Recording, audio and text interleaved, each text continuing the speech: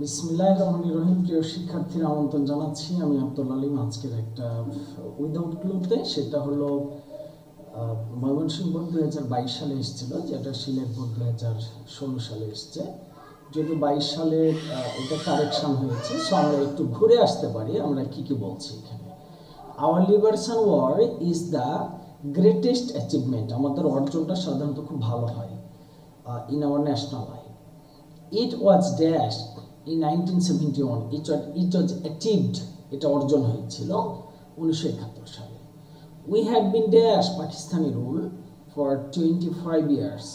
So we have been, আমরা ওই সময় কি করছিলাম, আন্ডার পাকিস্তানের শাসনের অধীনে ছিলাম।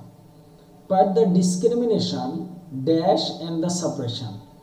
But the discrimination মানে আমরা কি বলবো, অ্যাপার্থিড, যেটা বৈষম্য এবং নির্যাতন, এটাকে আমরা বলবো operation and suppression.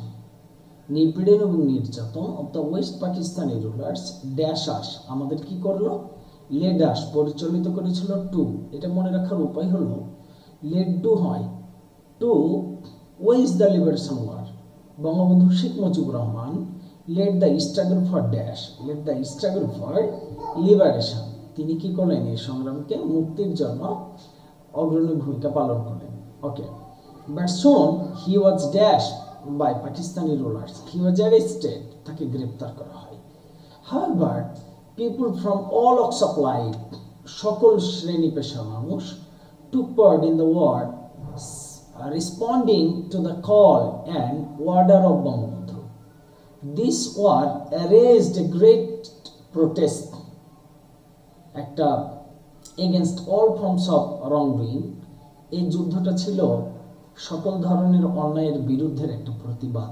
Now we observe hour independence with due honour বা রেসপেক্ট অ্যান্ড সলনিটি। আমরা এইটার স্বাধীনতা কি করি, পালন করি সম্মানের সাথে।